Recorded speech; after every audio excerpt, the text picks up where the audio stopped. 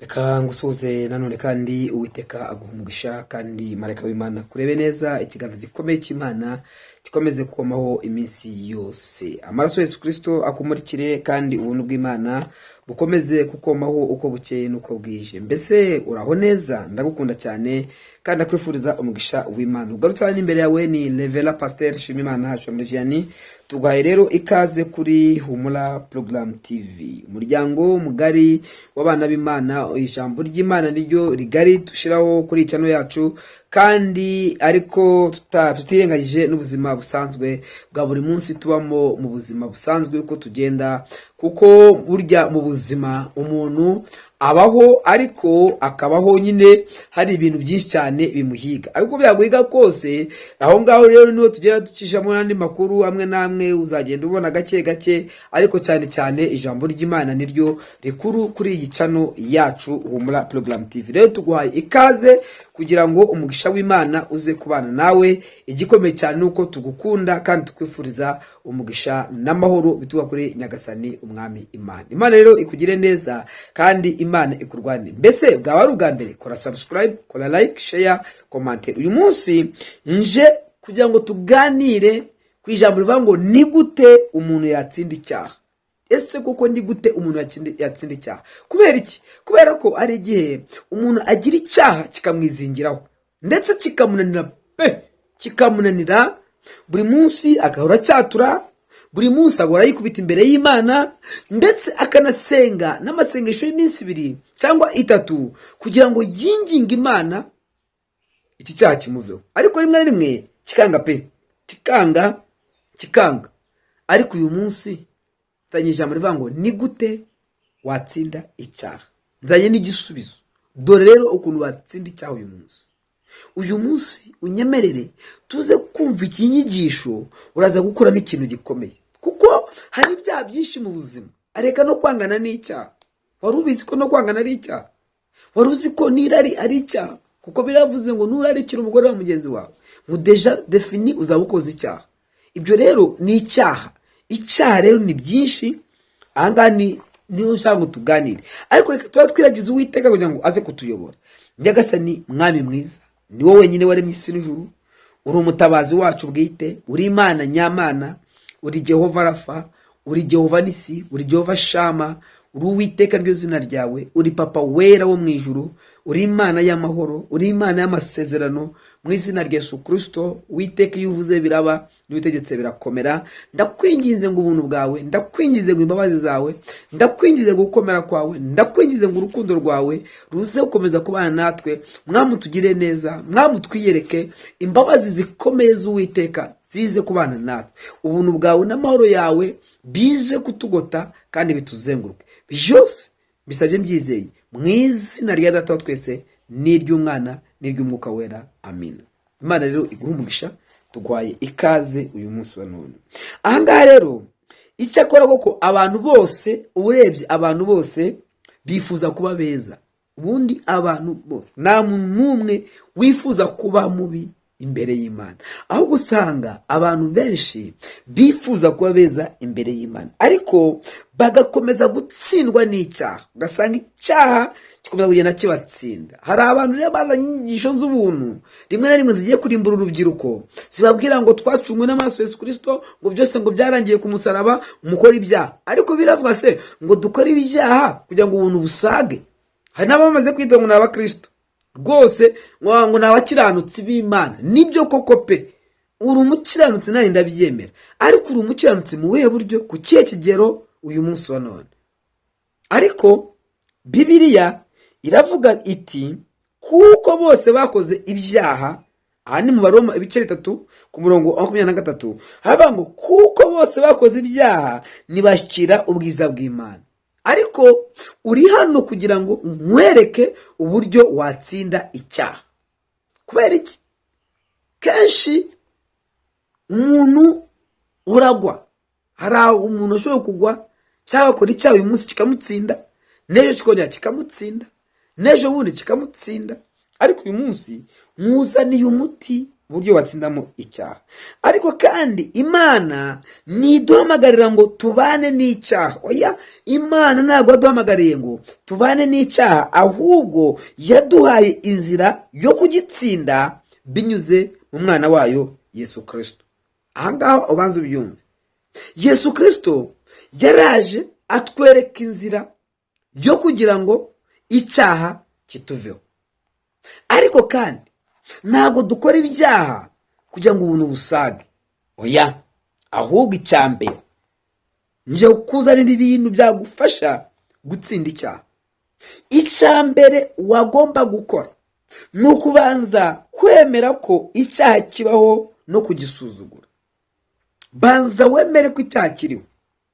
Iyo usomye Yohana wa mbere ibice cya mbere ku murongo wa 8 n'uwa 9, havuga ngo niba uvuga ko udafite icyaha, cyangwa se niba muvuga ko nta cyaha ufite, bivuga ngo uzaba wise Imana inyabinyoma. Ahangaha rero nibwo ukwiye kubanza kumenya. Ariko kumenya icyaha ni intambwe ya mbere yo kugitsinda. Kumenya icyaha ukamenya ndetse ko wanagikoze ni intambwe ya mbere yo kugitsinda. Banza umenye icyaha icyo ari cyo. Ntabwo tubuze kwigisha za nyigisho z'ubu nyine zateye ngo z'ubuntu, tuvuga ngo ibyango byararangiye. Rimwe na rimwe abantu ugasanga bagenda basayisha, ariko bagenda bata ubuntu bw'Imana. Ahubwo banza umenye icyaha, numara kukimenya uzaba ubonye n'uburyo bwo kugitsinda. Icyo rero ni icya mbere. Icya kabiri kizakwereka cyangwa se kizatuma utsinda icyaha, kwihana by'ukuri no kwitandukanya n'icyaha. Ahangaha rero nujya kukubwira, hari abantu yihana uyu munsi ejo akongera, n'ejo bundi wakongera. Ariko icya mbere ni ukwihana by'ukuri, warangiza ukitandukanya n'icyaha. Niba ujya mu ngeso z'ubusambanyi, itandukanye n'abagendana n'abasambanyi. Niba wamaze kwihana inzoga, itandukanye n'abanywa nzoga, wijyana nabo. Kuko biravuze ngo mbwira uwo mugendana, nkubwire uwo ari we, nkubwire uwo uri we. Nyereka uwo mugendana, hanyuma nkubwire uwo uri we. Aho ngaho rero niho ukwiye kubanza gusobanukirwa neza cyane.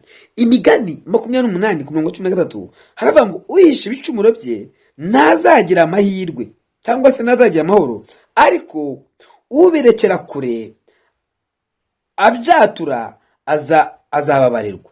Banza wumve neza cyane. Banza wumve neza cyane. Ahangaha uhisha ibicumuro bye, uyu nguyu ntago azababarirwa, ntazagira n'amahirwe.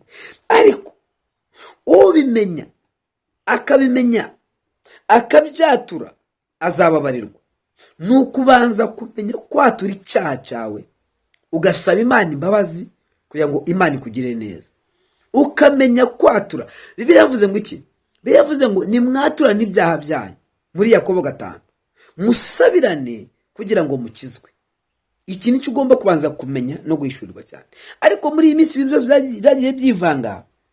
Ahangaha usanga abantu basigaye batinya no kwatura, kuko umuntu waturiye agenda akajya kwita abivuga. Ariko uyu nguyu nawe rero umuriro we cyangwa se iherezo rye rizamugwa nabi.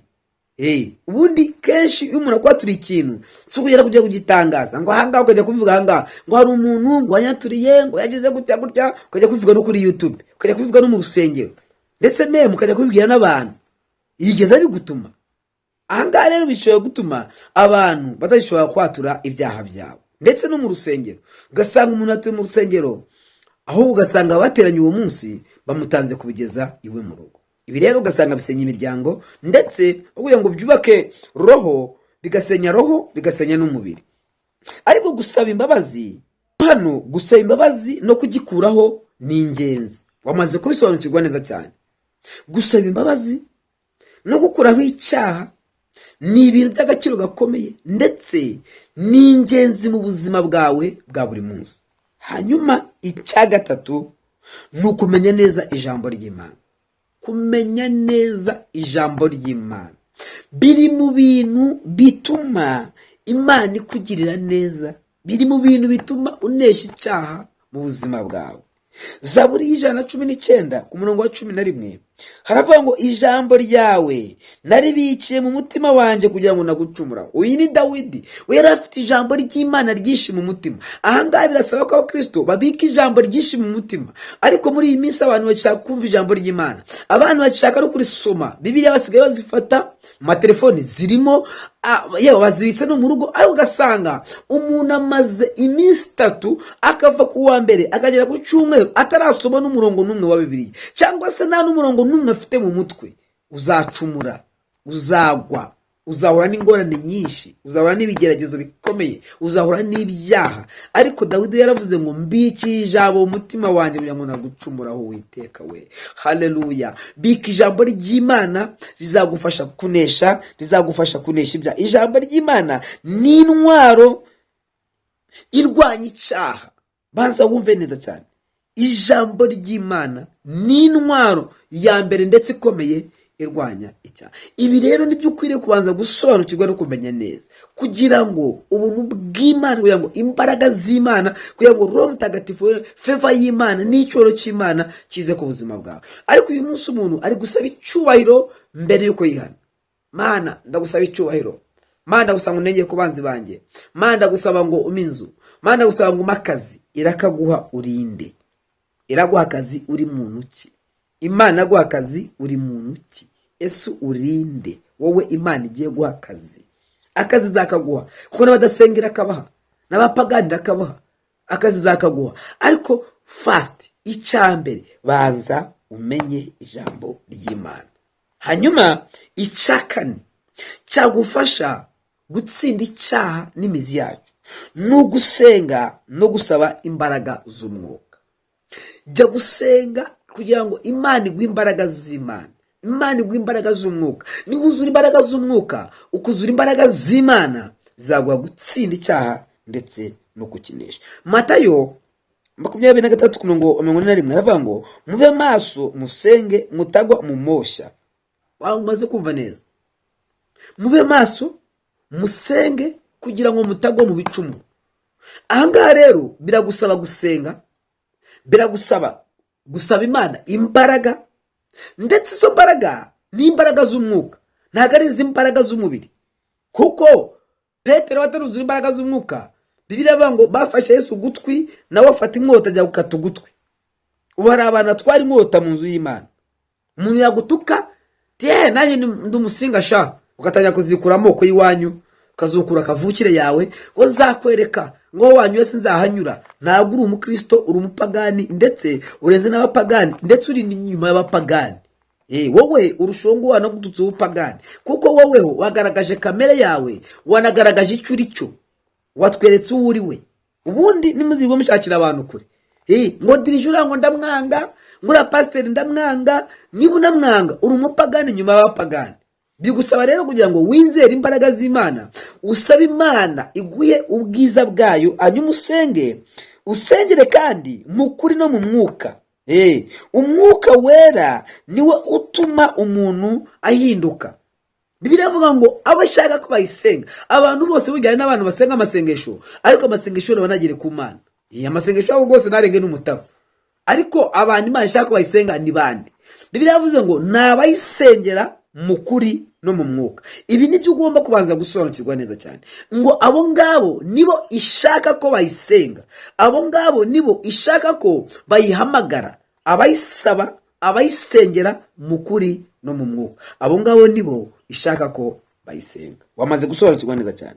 Hanyuma icya gatanu cyatuma utsinda icyaha ni ukugendera kure y'ibishuko, kure y'icyaha, ukabigendera kure cyane. Timoteyo 2:22 havuze ngo hunga irari rya gisore, gendera kure y'ibyaha. Niyo banaga n'abasambanyi bareke bavemo, iyo groupe yivemo. Niyo banaga n'abantu banywa urumogi, iyo groupe yivemo. Niyo banaga n'abantu banywa inzoga, iyo groupe yivemo. Niyo banaga na groupe y'abantu biba, iyo groupe yivemo. Niyo banaga na groupe y'abanyamazimwe, iyo groupe yivemo. Hari abantu bagira amazimwe gusa akaba ariko kazi kabo, bakicara gusa bavuga amazimwe, nta kindi kintu bagira. kugira rero ngo ubineshe, hunga iyo gurupe, hunga abo bantu bavemo.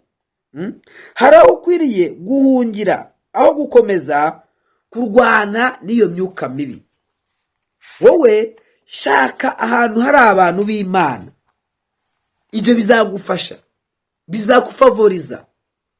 Hunga abo bantu kugira ngo imbaraga zikomeze z'Imana zikomeze kuza ku buzima bwawe. Ahangaha kandi icya gatandatu kizagufasha kunesha iyi mbaraga y'icyaha ni ukugira inshuti zigufasha mu rugendo rwawe. Urugendo rwawe rwera, ntabwo ari urugendo rubonetse, ni urugendo rwera. Inshuti zigufasha. Umuntu akajya gusengera akakwigisha ijambo ry'Imana. Njyewe abo dusengana barabizi, njyewe ngira ubuhanuzi buke rwose iyo dusenga. Kenshi hari abantu guhamagara bashaka kumva icyo Imana ivuga. Icyo Imana ivuga ni igiki? Cya mbere, Imana ivuze mu ijambo ryayo. Mu gihe ijambo ry'Imana nkanagusengera kandi inshuro nyinshi. Ni ukuri Imana ikora ibitangaza. Ubuhanuzi iyo buje ndabukubwira, ariko ubuhanuzi ni iki? Ubuhanuzi bwa mbere ni ijambo ry'Imana. Hanyuma rero kugira ngo ukore mu rugendo rwawe, shaka umuntu wagufasha agutsindagize mu rugendo rw'Imana. Imigani 13:20 haravuga ngo ugendana n'abanyabwenge nawe aba umunyabwenge. Rero ahangaha shaka inshuti zikwerekeza ku Mana, shaka inshuti nyanshuti. Sezerera inshuti zikujyana mu cyaha. Izo ziveho rwose, uzibwire ngo mwanshuti mwe muri babi rwose, nabakundaga ariko uhereye umunsi wa none sinzongera kugendana namwe. Ibi rero nibyo Imana igushakaho. Icya karindwi kizagufasha kunesha cyangwa se gukuraho uyu mugambi mubi cyangwa se kunesha icyaha, no kwibuka ko uri umwana w'Imana. Iteka ryose nujya gukora icyaha, jya wibuka ko uri umwana w'Imana, jya wibuka ko uri umukozi w'Imana. Ahangaha jya wibuka neza ko Imana yaguhamagaye, jya wibuka ko uri umugabura w'iby'Imana. Cyangwa se kuba umugabura w'iby'Imana si nko ko uri umuvugabutumwa cyangwa se umuhanuzi cyangwa se umupasiteri. Oya, uwo ari we wese wamaze gutsindishirizwa wese ni umugabura, ni umwana w'Imana. Jya wibuka rero ko uri umwana w'Imana, jya wibuka ko uri umukozi w'Imana. Abaroma 6:14 havuga ngo icyaha ntikizongera kubaho kuko mutari munsi y'itegeko ahubwo muri munsi y'ubuntu. Ahangaha rero nibyo ukwiye kubanza gusobanukirwa neza. Ahangaha ubuntu twagiriwe no kubona amaraso ya Yesu Kristo ameneka ku musaraba kugira ngo tubabarirwe ibyaha byayo. Ariko kandi ukwiriye gusezera inshuti, ukibuka ko uri umwana w'Imana muri wowe, ukabigeza ubifiringa. Ibyo rero bizatuma ureka izo mbaraga zose, unesha ibyaha n'ibicumuro.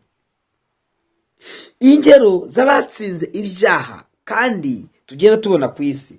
Yosefu yahunze icyaha cy'ubusambanyi n'igihe yari agiye gucumura imbere y'umugore w'umutware, ariko arahunga.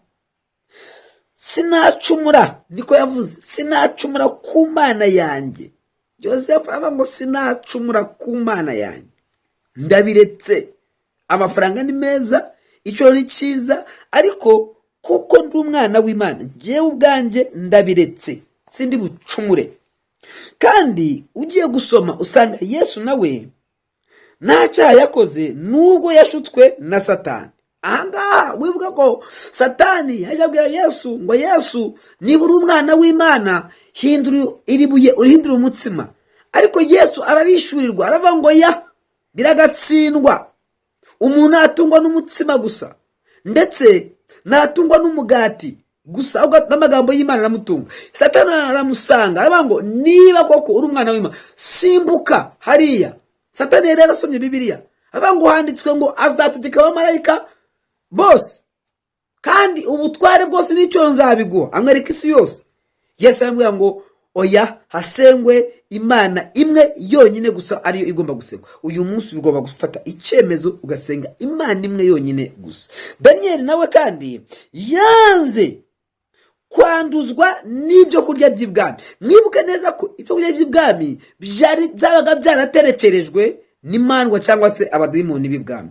Ariko Daniyeli ngo agambira mu mutima we yanga kurya ibyo kurya birimo abadayimoni. Ahangaha rero bakwereka ingero nyinshi z'abantu bagiye batsindishirizwa. Ni nabyo rero ukwiriye nawe kwitwarika muri iyi minsi kugira ngo nawe uhinduke umwana w'Imana. Ibuka neza ko uri umwana w'Imana.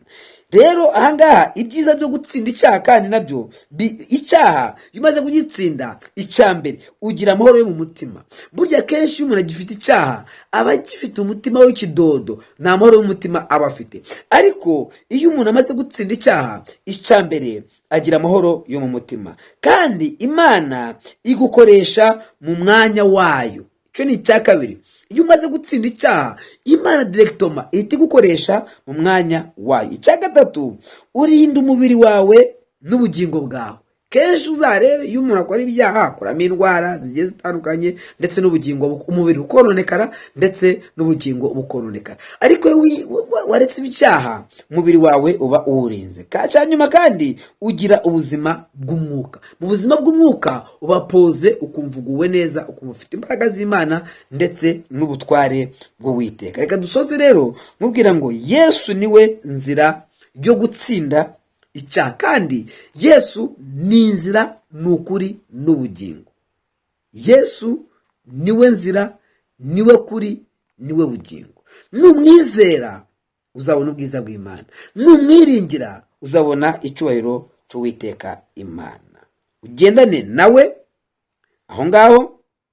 Kabiri, usenge Imana. Gatatu, ikindi ukiga ijambo ry'Imana. Ibi ngibi kandi ukamenya aho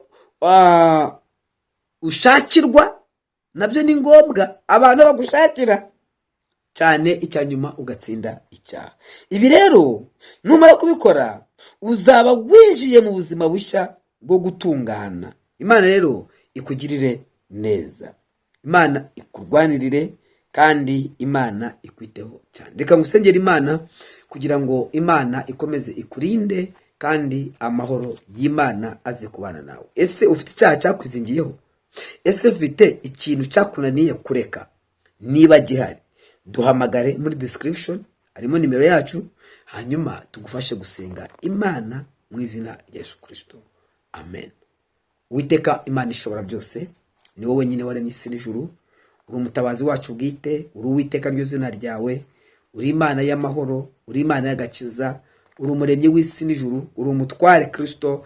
Ndakwingize ngo ugira neza umwana wawe, umurwanire uko bukeye n'uko bwije, kandi abone ukuboko kwawe gukomeye, abone imbaraga zawe n'ubuntu bwawe n'icyoro cyawe, ndetse no kugirwa neza n'Imana. Ndagushimiye ko ubikoze, kwa Yesu Kristo umwami wacu. Amina.